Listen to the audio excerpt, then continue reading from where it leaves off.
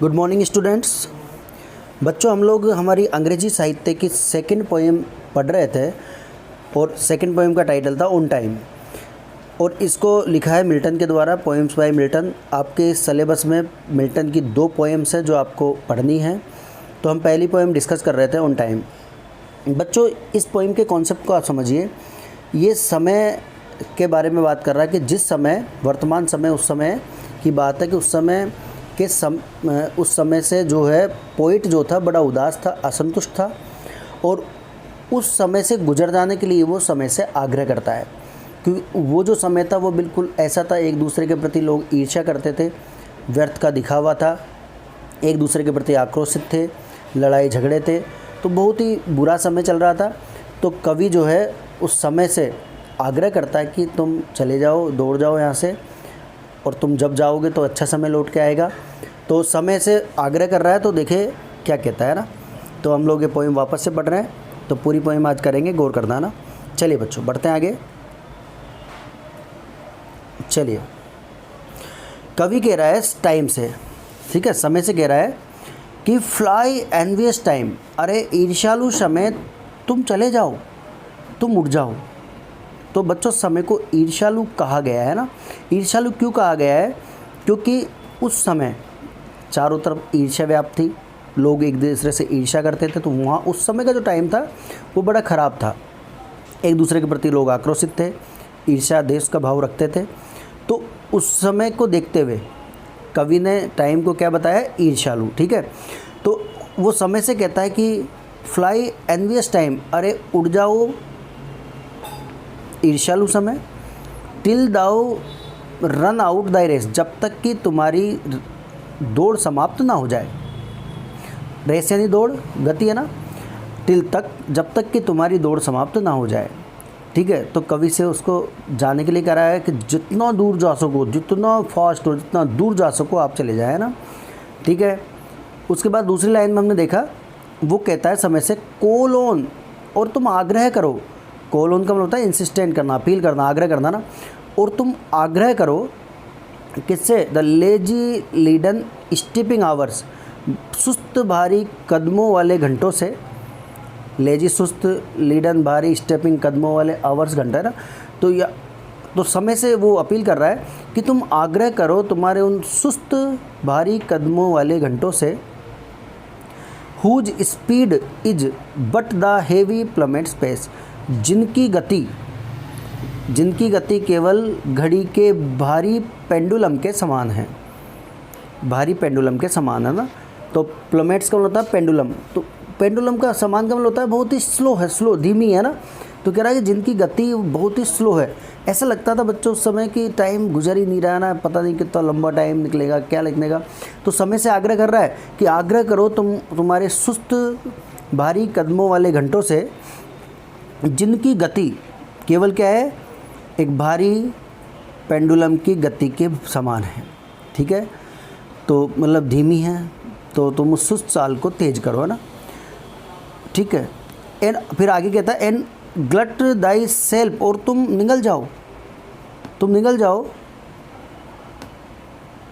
With vote Dai वोम devour, जो तुम्हारा पेट निगल सकता है, जो कुछ भी तुम्हारा पेट निगल सकता है तुम उसे निगल जाओ, मतलब समय को खा जाओ, है ना, ठीक है।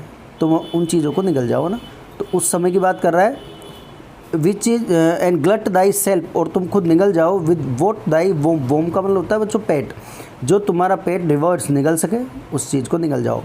विच is no more than what is false and vain, जो ज़्यादा कुछ नहीं है सिवाय किसके? झूठ के, दिखावे के, व्यर्थता के, जो झूठ, दिखावे और व्यर्थता की वस्तुओं से अधिक ज़्यादा कुछ भी नहीं है ना। एंड मेरली मोर्टल ड्रॉज, और वो केवल नासवान बेकार की वस्तुएं हैं। मेरली यानी केवल, मोर्टल ड्रॉज का मतलब कल मैंने बताया था नासवान वस्तुएं, नासवान बेकार की वस्तुएं, और वो केवल क्या है बच्चों? नासवान बेकार की वस्तुएं हैं। और फिर आगे कह रहा है so little is our loss, और इन सब में हमारा कुछ भी नुकसान नहीं होगा, लॉस नुकसान। सो लिटिल इज़ दाई गेन, और न ही तुम्हारा कुछ लाभ होगा, और तुम्हारा कुछ लाभ भी नहीं होगा, हमारा नुकसान भी नहीं होगा। तुम यहाँ से चले जाओ, है ना, और तेज़ गति से चले जाओ, जितनी भी बुरी चीज़ें हैं, बुराई है, उसको सबको निगल जाओ, जितना तुम्हारा पेट निकल सके और जितनी फास्ट हो सके, क्योंकि यहाँ इस समय जो चीज़ें हैं वो सिर्फ झूठ है, दिखावा है और नाशवान वस्तुओं से ज़्यादा कुछ भी नहीं है ना। तो ध्यान रखना बच्चों ना। तो यहाँ पर कवि जो है वो कह रहा है, टाइम को डिनोट कर रहा है कि टाइम आप चले जाइए। तो यहाँ पर 2-3 क्वेश्चन का ध्यान रखना बच्चों। एक तो मोर्टल डोज क्या है, ये इंपॉर्टेंट क्वेश्चन बनता है जो बोर्ड पहले भी पूछ चुका है बच्चों। मोर्टल डोज का मतलब आप समझ सकते हो, बेकार की वस्तुएं जो उस समय प्रचलित उस समय थी, और उस समय बेकार की वस्तुएं वही है, आपको पता है, जैसे स्वार्थ है, झूठ है, दिखावा है, ईर्ष्या है, लालच है, ये सब घटिया वस्तुएं हैं ना जो हमें विनाश की ओर ले जाती है, और ये मोर्टल डोज कहलाती है ना। तो ये कह रहा है कि ये मोर्टल डोज के अलावा कुछ भी नहीं है, आप इसको ले जाओ, है ना, ठीक है। और दूसरी बात, कवि जो है वो टाइम के गुजर जाने की इच्छा क्यों रखता है, क्योंकि उस समय टाइम ख़राब था। उस समय जो टाइम था वो ईर्ष्या से भरा हुआ था, ठीक है, बुरा समय था। तो वो चाहता कि ये समय जल्दी से गुजर जाए ना, ठीक है। तो ये हुआ ना, क्योंकि सांसारिक जो उस समय चीज़ें थी वो फॉल्स एंड वैन थी, बिल्कुल झूठ था, दिखावा था, अहंकार था, ईर्ष्या था। तो उस समय को गुजर जाने के लिए बोलता है ना। चलिए आगे बढ़ते हैं हम। अब समय से वो क्या कह रहा है, गौर करिए ना। वो समय से कह रहा है, for when as everything bad thou hast entombed. ध्यान देना, एंटॉम्ड का मतलब होता है दबा देना, ठीक है। कवि कहता है कि जब तुम सभी अपनी बुराइयों को दबा चुके होंगे, वेन जब, एज ईच थिंग प्रत्येक चीज़ को, प्रत्येक बुरी चीज़ को, दाउ तुम दबा चुके होंगे, ठीक है। एंटॉम्ड का मतलब दबाना ना, ध्यान रखना।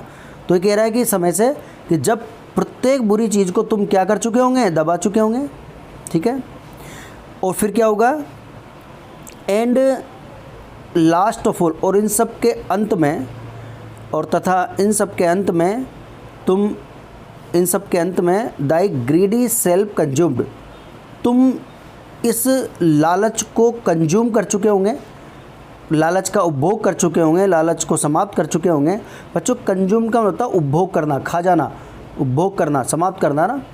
तो कवि कह रहा है कि जब प्रत्येक बुरी चीज़ को तुम दबा चुके होंगे, और इन सब के अंत में, लास्ट ऑफ ऑल, इन सब के अंत में लालच को खुद तुम कंज्यूम कर चुके होंगे, समाप्त कर चुके होंगे ना।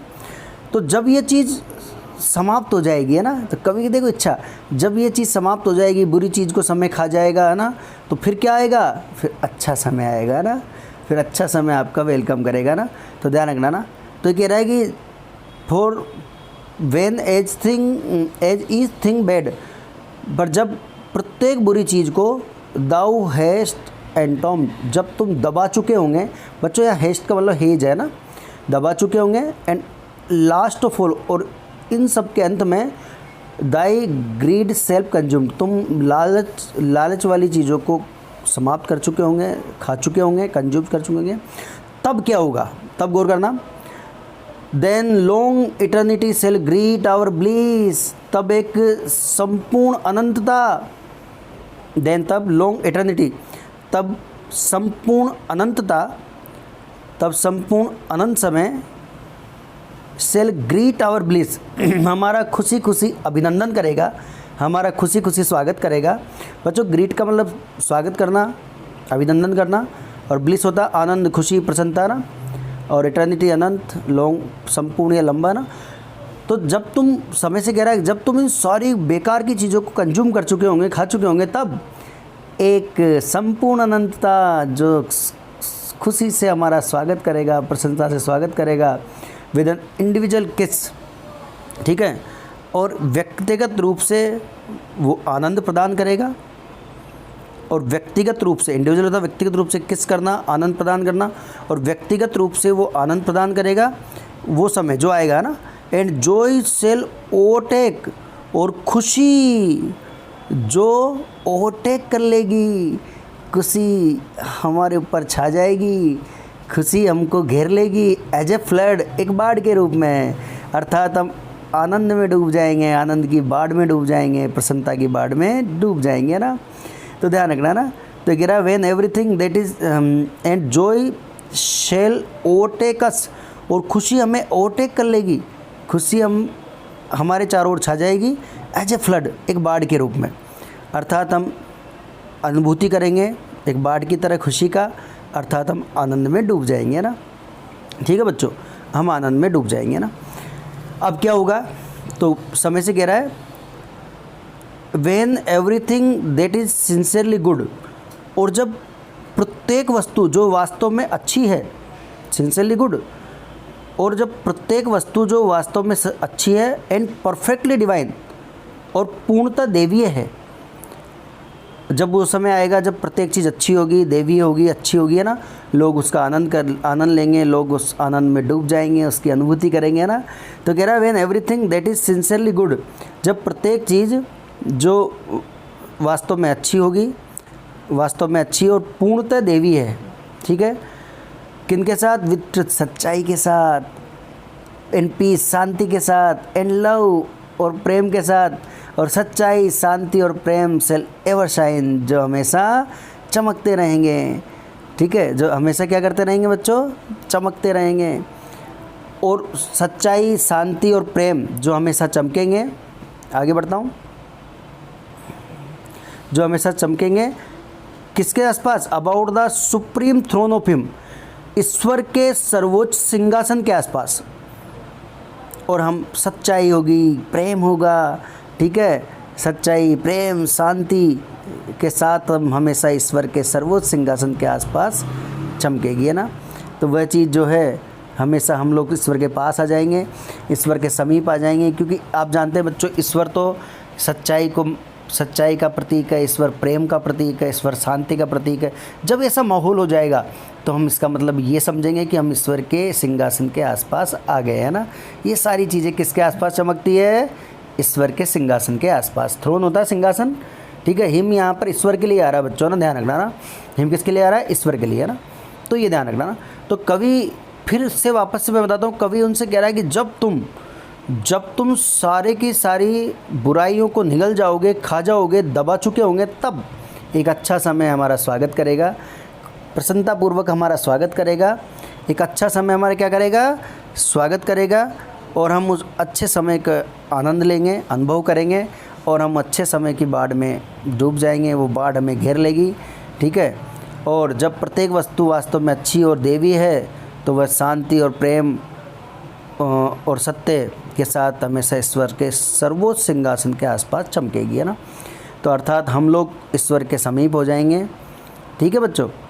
अब आगे देखते हैं, आगे कहता है it was happy making sight alone, और जिसका प्रसन्नता निर्मित करने वाला अकेला दृश्य होगा, तब हमारी, ठीक है, हमेशा क्या होगा, ईश्वर के एकमात्र प्रसन्नता देने वाले दृश्य होगा। फिर जब आप ईश्वर के पास पहुंच जाएंगे इन चीज़ों से, तो फिर तो आपको खुशी मिलेगी। ये सब सारा अकेला एकमात्र दृश्य कैसा होगा, प्रसन्नता देने वाला। तो it whose happy making sight alone, और ये प्रसन्नता देने वाला अकेला दृश्य होगा, ठीक है। When once our heavenly guided soul shall climb, और जब once our heavenly guided soul, जब हमारी हेवनली गाइडेड सोल, बच्चों हेवनली गाइडेड सोल का मतलब होता है दिव्य मार्गदर्शित करने वाली आत्मा, दिव्य मार्गदर्शन करने वाली आत्मा ना, ठीक है, मतलब ईश्वर की प्रेरणा है ना। जब हमारी ईश्वरीय प्रेरणा से प्रेरित आत्मा ईश्वर के साथ प्रसन्नता, एकमात्र प्रसन्नता देने वाले दृश्यों के साथ होगी।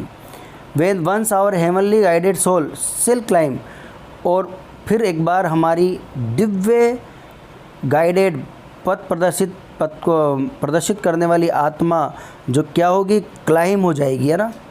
क्या होगी, क्लाइम हो जाएगी। क्लाइम का होता है सामंजस्य बिठा लेगी, है ना। और हमारी आत्मा जो है ईश्वर के मार्गदर्शन की ओर बढ़ जाएगी, सामंजस्य बिठा लेगी, ठीक है। Then all this earthly grossness quit, और तब संपूर्ण इस सांसारिक ग्रोसनेस, और तब संपूर्ण सांसारिक संपूर्णता क्विट समाप्त हो जाएगी, और तब समस्त सांसारिक लिप्तता, संपूर्णता समाप्त हो जाएगी। मतलब हमें किसी चीज़ का कोई गम नहीं होगा, किसी चीज़ की हमें चाहत नहीं होगी, सारी सांसारिक हमारी इच्छाएं वो पूरी हो जाएगी, समाप्त हो जाएगी, है ना, ठीक है। जब हम भगवान के द्वारा निर्देशित मार्ग पे चलेंगे, हमारी आत्मा भगवान के द्वारा निर्देशित मार्ग की ओर सामंजस्य बिठा लेगी, कोई दिखावा नहीं होगा, कोई छलावा नहीं होगा, तो फिर सारी की सारी हमारी अर्थली ग्रोथनेस है वो समाप्त हो जाएगी। ठीक है बच्चों, यही होता है कि आज भगवान के निकट जाने का मतलब है सारी मोह माया से मुक्त हो जाना, स्वर्ग की ओर चले जाना, बढ़ना ना। तो यहाँ पर ये कह रहा है तब all this earthly growthness quit. Growthness का मतलब आप जान ही गए, ठीक है, संपूर्णता या लिप्तता ना। तब हमारी सारी की सारी सांसारिक अर्थली यानी सांसारिक संपूर्णता समाप्त हो जाएगी। ठीक है, अटायर्ड विद स्टार्स, और ध्यान रखना बच्चों ना, और विशेष सितारों की पोशाक, और विशेष सितारों की पोशाक पहने हुए, अटायर्ड सुसज्जित विद स्टार्स, सितारों के साथ सुसज्जित अर्थात सितारों की अटायर पहने हुए, सितारों की पोशाक पहने हुए, we shall for ever sit, हम हमेशा के लिए बैठ जाएंगे, हम हमेशा के लिए बैठे रहेंगे, हम हमेशा के लिए बैठे रहेंगे। क्या करते हुए? Triumphing over death and chance and thee O time, विजय प्राप्त करते हुए, और डेथ मृत्यु पर विजय प्राप्त करते हुए, अवसर पर विजय प्राप्त करते हुए, अरे और समय तुझ पर विजय प्राप्त करते हुए ना। तब हम सितारों की पोशाक पहने हुए हमेशा के लिए बैठ जाएंगे, विजय प्राप्त करते हुए मृत्यु पर, अवसर पर, और अरे समय तुम्हारे ऊपर। तो फिर हम ईश्वर के समीप चले जाएंगे, और ईश्वर के बाद हम सितारों की पोशाक पहने हुए हम हमेशा के लिए बैठ जाएंगे। किस पर विजय प्राप्त करते हुए? मृत्यु पर, अवसर पर, और दी अरे समय तुम पर, है ना। तब हम तुम पर विजय प्राप्त कर लेंगे और हम हमेशा के लिए भगवान की गोद में चले जाएंगे, भगवान के सानिध्य में चले जाएंगे। पर भगवान के सानिध्य में जाने के लिए इस बुरे समय को आपका निगलना अति आवश्यक है। इस बुरे समय को निगलने के बाद ही भगवान के पास हम जा सकते हैं। तो इसलिए जल्दी से तुम जल्दी से इस बुरे समय को निगल जाओ, खा जाओ, और जितनी रेस लगा सको जितनी रेस लगाओ, ताकि हम भगवान के सानिध्य में जा सके, भगवान के साथ हमारा सामंजस्य बिठा सके। तो बच्चों ये बहुत ही खूबसूरत थी, इसमें कुछ नहीं है ना। आप लोग एक बार कोशिश करके देखें, आप लोग इन पे वर्ड मीनिंग देख लीजिएगा। ट्रिम्पिंग का मतलब होता है विक्ट्री, है ना, जीतना ना। डेथ आप जानते ही हैं, चांस का मतलब अवसर होता है, दी का मतलब अरे तुम, है ना। अटायर यानी पोशाक होता है ना, अटायर्ड विद स्टार्स, सितारों की पोशाक पहने हुए हम बैठ जाएंगे ना। सिट यानी बैठना, फॉर एवर हमेशा के लिए ना। और यहाँ पर अर्थली ग्रोसनेस का आप समझ ही गए होंगे, एक एक वर्ड को देखो। सांसारिक जो ग्रोसनेस है, ठीक है, सांसारिक संपूर्णता है, ठीक है। और उसके बाद में हेवनली गाइडेड सोल का मतलब ये भी इम्पोर्टेंट है, मतलब देवीय मार्गदर्शित, भगवान के द्वारा मार्गदर्शित आत्मा ना, जो क्लाइम हो जाएगी, सामंजस्य बिठा लेगी, है ना। भाई भगवान जैसा निर्देशित करेगा ना, तो ऑटोमेटिक ही आप सामंजस्य बिठाते चले जाओगे ना, ठीक है। तो यहाँ पर भगवान के पास तो हैप्पी मेकिंग साइट होगी, है ना, प्रसन्नता से रहने वाली साइट, दृश्य होगा ना। सुप्रीम थ्रोन का मतलब होता है सर्वोच्च सिंहासन ऑफ हिम, ईश्वर का ना। तो यहाँ पर ईश्वर के साथ सामंजस्य हमारी आत्मा बिठा लेगी। पर बच्चों ये कब होगा? देखिए वही बात है, बिल्कुल सटीक और सत्य कहा है पोएट ने, कि हमारा जो वर्ल्ड है ये झूठ, छलावा, कपट, धोखाधड़ी, ठीक है, चीटिंग करना, ईर्ष्या करना, एक दूसरे को नीचा दिखाना, इससे भरा हुआ है ना। और यहाँ पर यदि ऐसा समय रहता है तो केवल विपदाएँ आती है, भगवान का आशीर्वाद नहीं मिलता है ना।